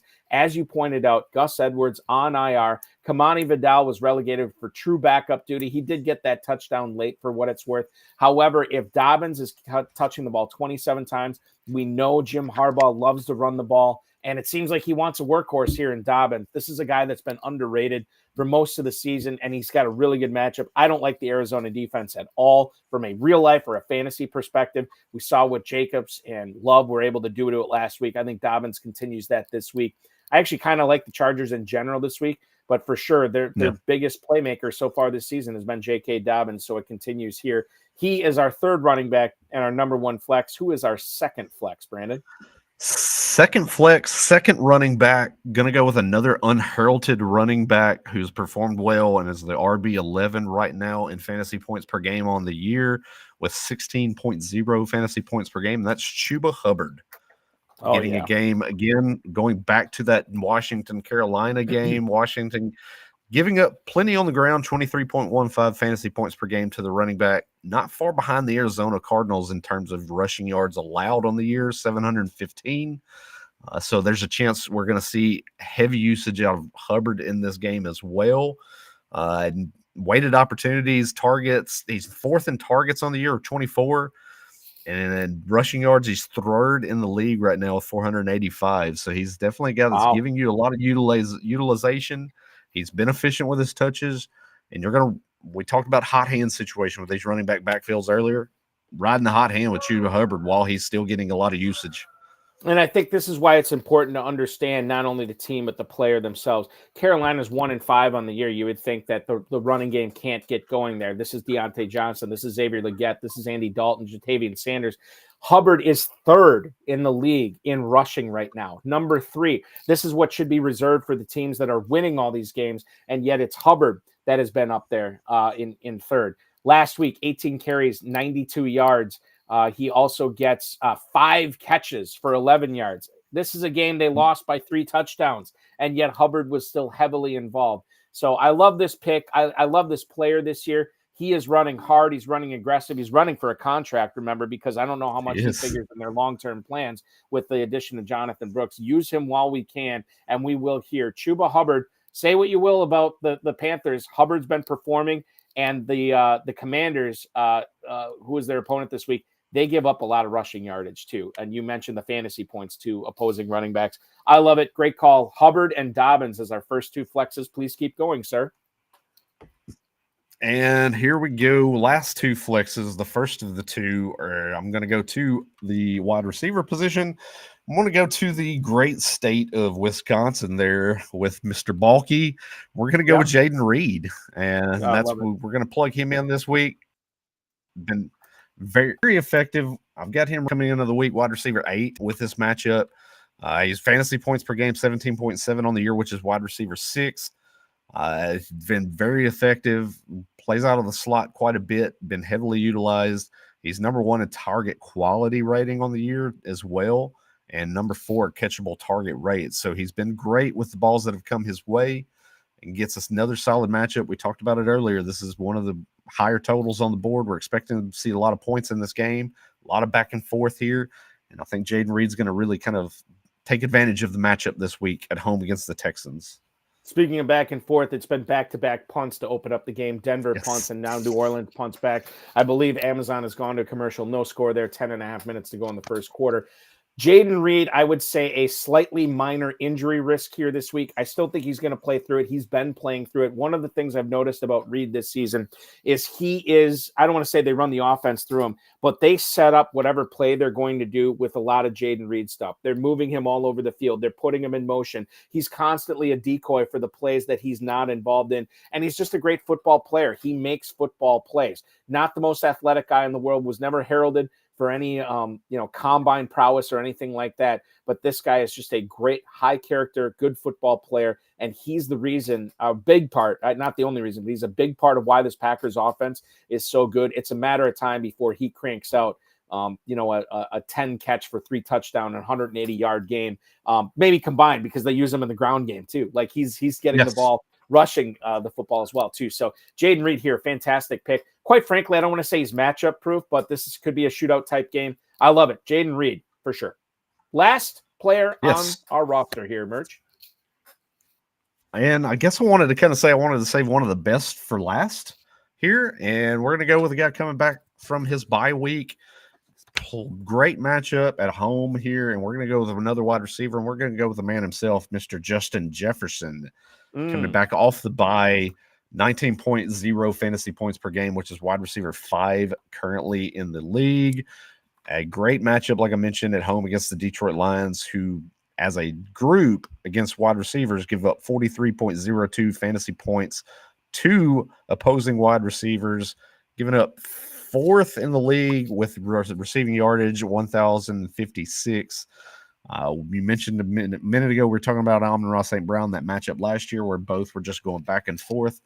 It's really what kind of led me into this thought process here is I think you're going to see oh yeah, watch me do this. Okay, you did that. Watch me do this between these 2 wide receivers in this game. So I think we're going to see a lot of back and forth just between the 2 of them. Great upside. Justin Jefferson, obviously top 5 type of player here. That game between the Vikings and Lions, unfortunately, is a 1:00 kickoff, which I would love to see it in the late window because it's going to be boffo with the offenses in that game. There's actually a lot of good football games this week. I mean, I don't want to downplay it, but the Chiefs and Niners, that's going to be great in the late window on Sunday as well. Obviously, we've mentioned Packers and Texans too. Getting back to this Jefferson St. Brown matchup, you have the opportunity here with this type of lineup. if both of those guys go crazy again, you're going to have both of them on the same roster, and this could be huge, especially when you couple it with some sleepers at running back, Brian Robinson, J.K. Dobbins, and Chuba Hubbard. And then if Reed gets in the end zone, Bauer should be huge, and Lamar Jackson's the premier quarterback choice. I love this lineup here. Once again, Brandon Murchison's 2024 Week 7 FFPC Weekly Challenge lineup. Lamar Jackson at quarterback. The running backs are Kyron Williams, Brian Robinson, J.K. Dobbins, and Chuba Hubbard. The receivers, Amon-Ra St. Brown, Chris Godwin, Jaden Reed, and Justin Jefferson, and we're rolling with Brock Bowers at a tight end spot. Now, you can enter this lineup if you want by scanning that QR code right on your screen and entering the FFPC Weekly Challenge. Enter for as little as $35. Win up to $2,500. Brandon Murchison has just given you the keys to the mint, we hope, at least for this week in the Week 7 Weekly Challenge. Enter now over at myffpc.com, myffpc.com, or simply scan the QR code on your screen. We're going to be back in a couple of minutes with some starts and sits that are facing a lot of FFPC players this week, including but not limited to Justice Hill, Khalil Shakir, Theo Johnson, Drake May, and much more. You're watching the High Stakes Fantasy Football Show with Brandon Murchison and Eric Balkman right here on the Better Sports Network. The Bears have to be one of the most inept franchises of any sport I've ever seen in my entire life. And they share the city with the White Sox, who are also inept. Like, that is how bad the Bears are. I just don't understand how you can go your entire existence and the quarterback that wins you a Super Bowl is Jim McMahon. You couldn't find anybody else. They don't have a good history with quarterbacks, and they let him be the quarterback for a long time, too. Deshaun Watson and Patrick Mahomes right there. Mm-hmm. And you drafted Mitch Trubisky. They were right there. There's a lot of pain in being a Falcons fan. The Bears are one of the teams I could argue they might have it worse, and they have a Super Bowl. And when the best quarterback in the past 50 years is Jay Cutler, you have a problem. That's so funny that you just said that. We were talking about Jay Cutler the other day, me and my friend, and I was like, yeah, he was on, because we were watching the Colorado Rockies game against the Giants, and it looked like he was behind the thing. I was, yeah, well, he played for Denver most of his career. We looked it up. Chicago let him be their starting quarterback way too long. Here's the thing, too, is that Jay Cutler wasn't bad. Like, he was erratic. He wasn't terrible, though. The poor man's Brett Favre. I'm taking him over Justin Fields. I'm sorry. Yeah, I would. But Jay Cutler led that team to an NFC title game that they lost to Green Bay. But he's gotten farther than anybody else. You want to know who the other starting quarterback was for the Bears in the other Super Bowl appearance they made? It was Rex Grossman. What are we doing out here? It was Rex Grossman, and Kyle Orton was the backup. How are you that bad? Bro, oh my God. Listen to the top 5. According to Football Reference, the top 5 greatest Bears quarterbacks of all time. Jay Cutler, number 1. I can't believe it. Sid Luckman, who last played in 1950, is number 2. Jim Harbaugh is number 3. Jim McMahon, the Super Bowl winner, is number 4, and he played there for 6 years.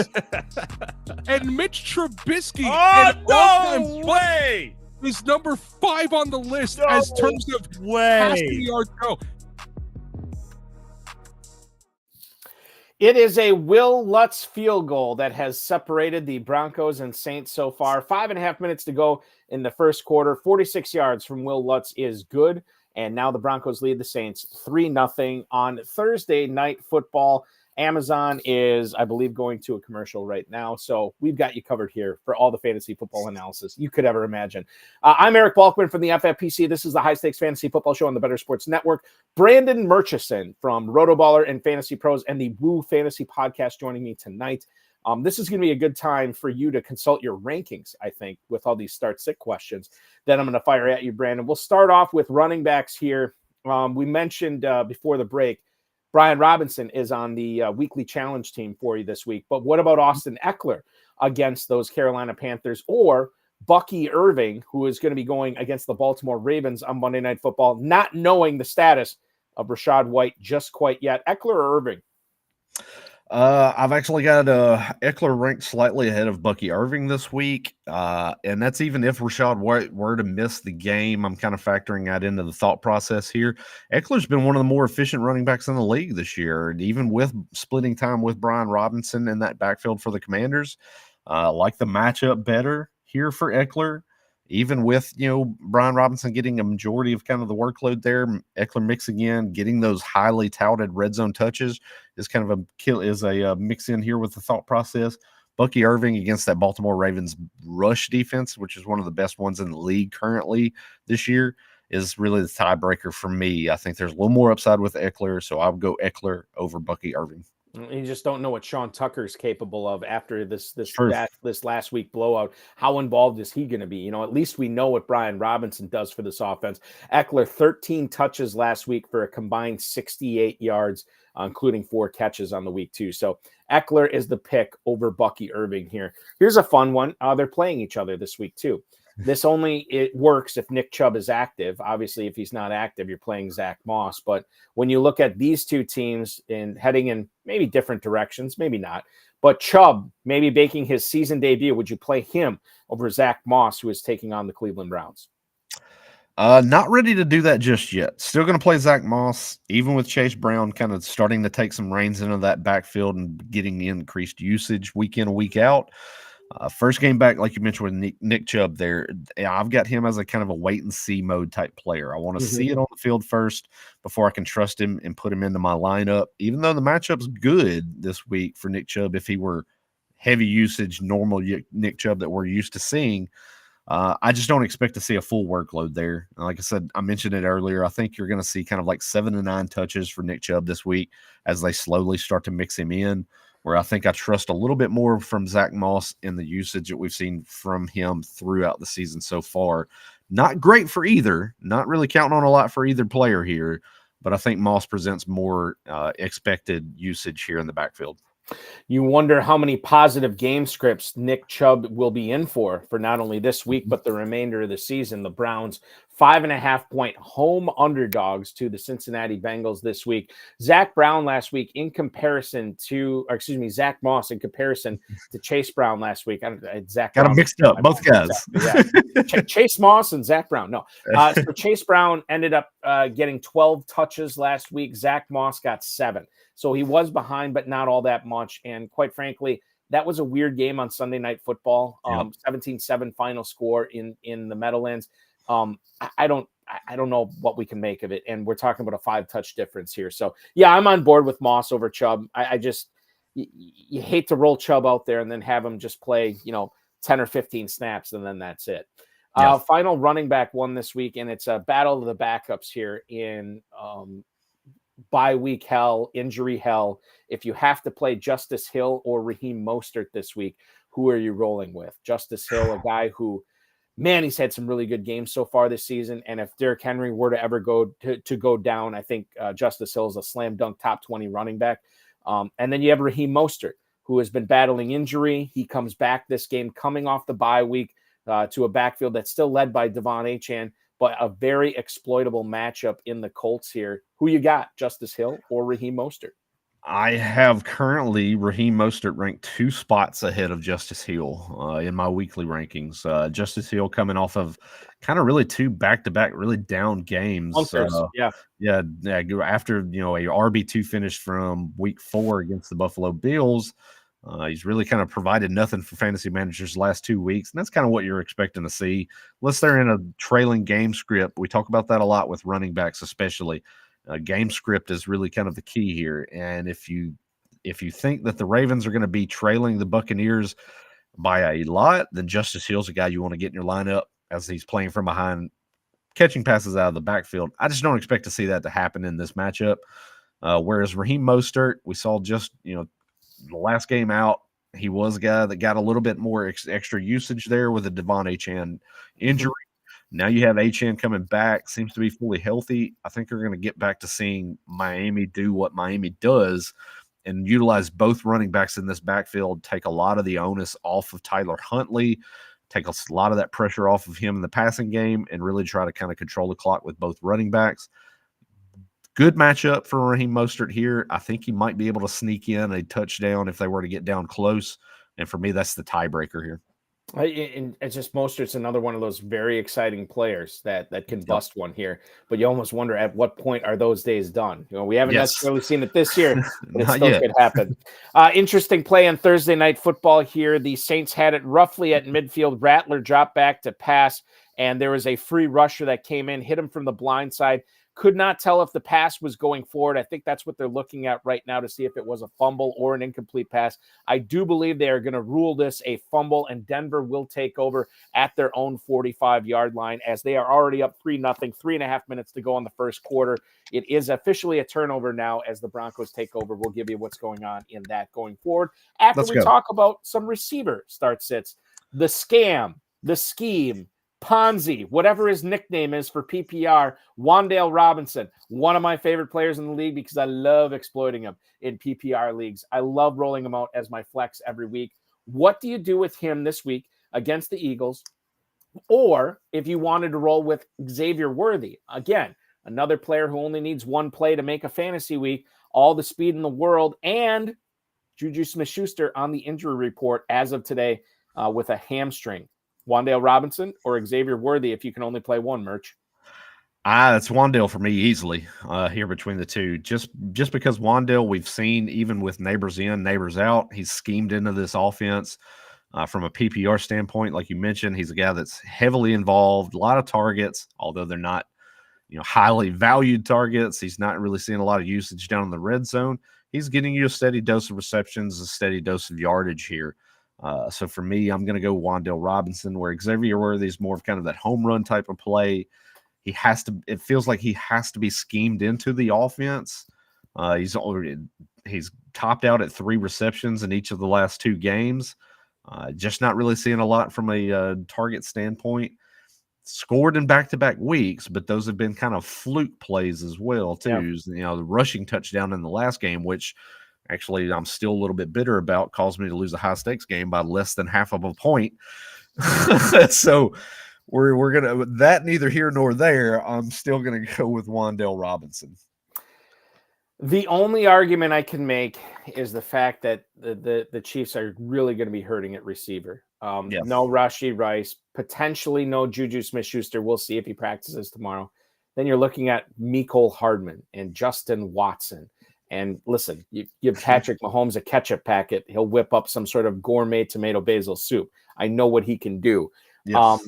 The other issue is, too, in regards to that, I do believe it is a 1:00 game between the Giants and the Eagles this week. I'm verifying that right now just to make sure. Yes, 1:00. Yes.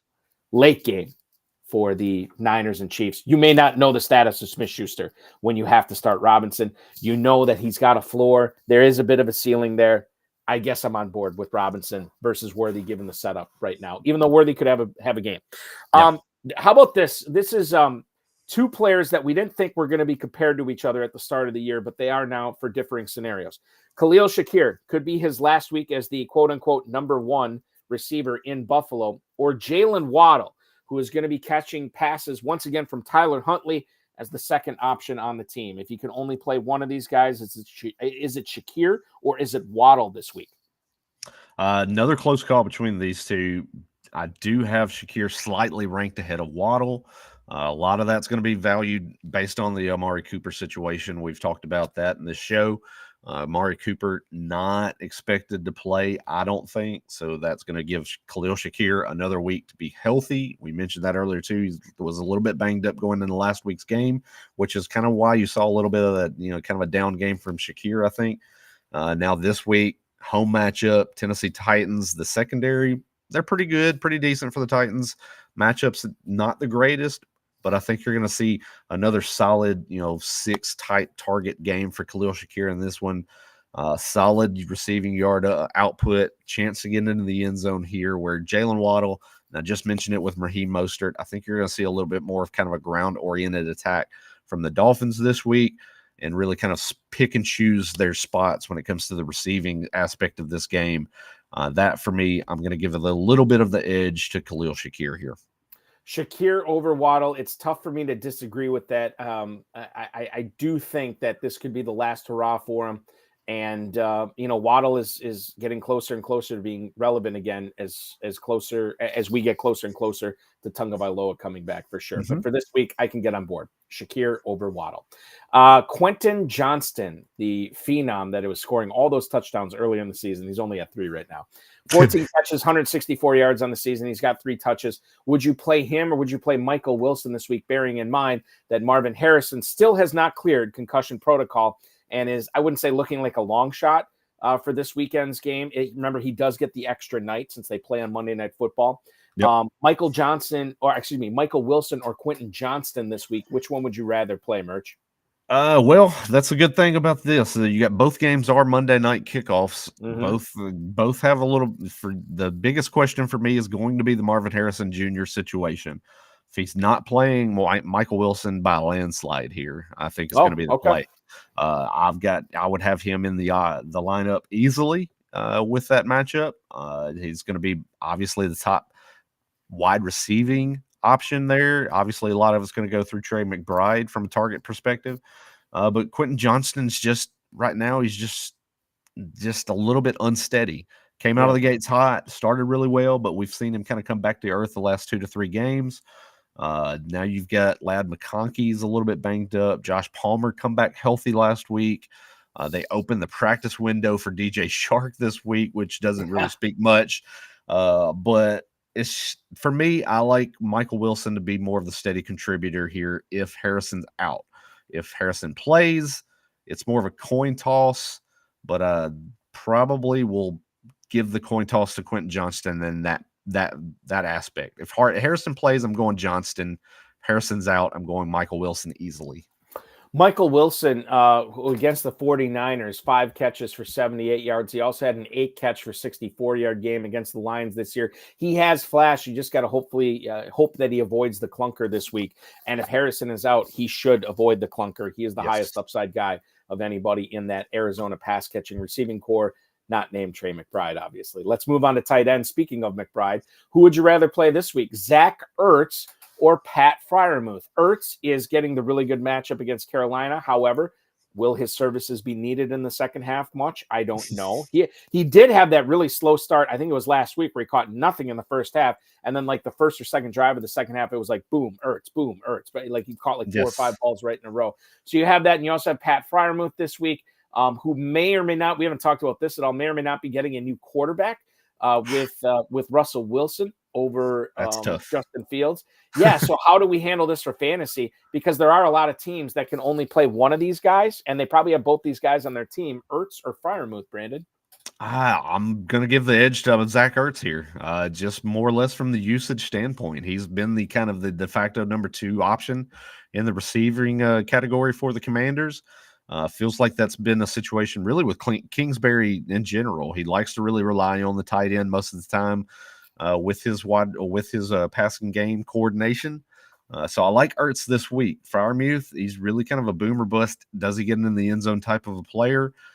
Doesn't get in the end zone last week, puts up a clunker, gets in the end zone the 2 prior weeks, and was startable option for you those 2 weeks. So I don't see him having that option to really kind of be a touchdown scoring threat this week against the Jets defense. That's a really low scoring game there potentially.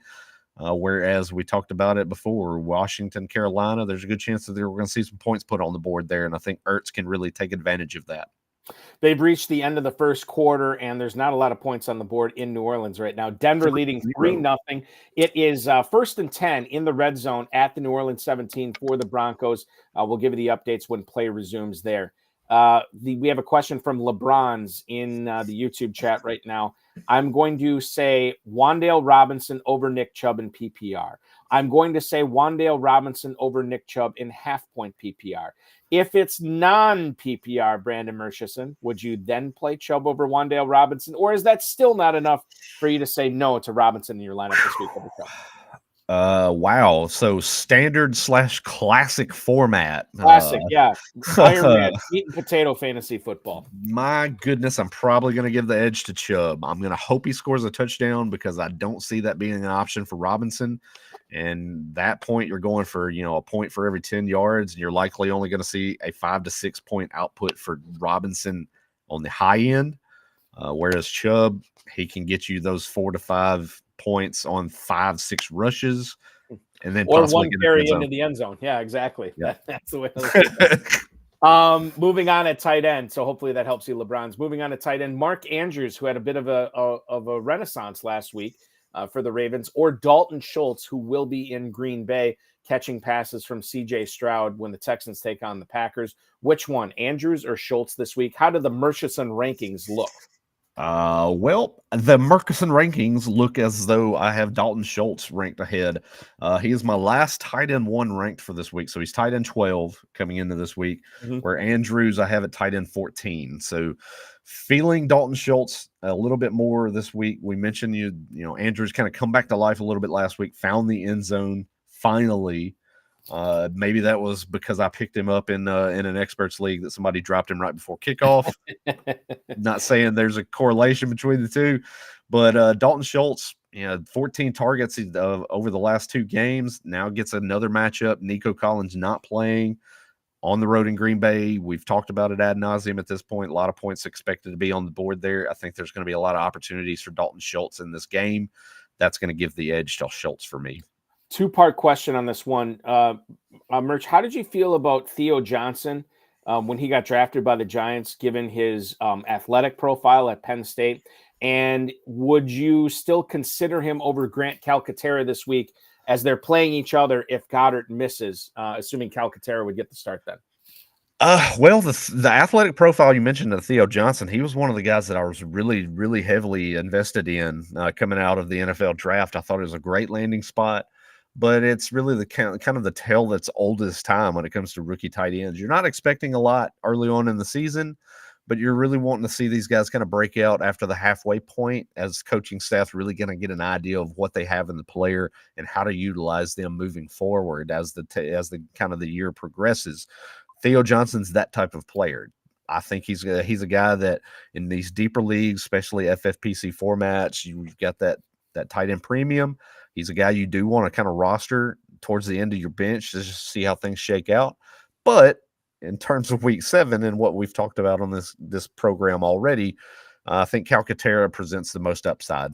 Filling into that Dallas Goedert role. I just think there's an opportunity for him to put up a Dallas Goedert type of performance this week. Should be kind of in that range of a tight end 1 type of an outcome. So I'm going to give him the edge this week and play Calcaterra. Yeah, we didn't even mention this, but Malik Neighbors clears concussion protocol today, expected to be active on Sunday too. Yep. So now you got Neighbors and Robinson, not to mention maybe Singletary and for sure Tyrone Tracy back there. Uphill sledding for Theo Johnson. You can easily see a better path to fantasy goodness from Grant Calcaterra this week. Let's move on and talk about the quarterbacks here. We'll lead it off with Joe Burrow going against the Cleveland Browns or Jordan Love against the Houston Texans. I know I love me some Love with all those points at Lambeau Field, their expected points.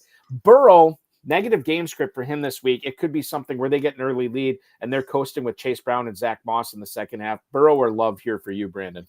That's kind of the same mindset that I have coming into this situation. If I'm looking at these two right now, I'm going to go with Jordan Love. I'm going to love me some Love this week myself. Yep. The power of love, baby. The power of love. What a callback there. Great song. Oh man. Back to the Future, right? That was the Back to the Future that's theme Back song, to the Future song. Yeah, exactly. Yes. We got to get some sort of music video going virally here in Northeast Wisconsin for that. Interesting happenings here in the Broncos Saints game. Denver has it 4th and 1 at the inside the 10 for the Saints.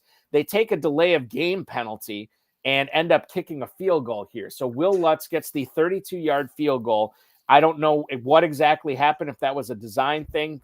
Denver obviously has all 3 timeouts. They could have taken a timeout, but it's Will Lutz again on the board. 6-0 now, Denver leading New Orleans, 13:24 to go in the first half. They take advantage of that Spencer Rattler fumble.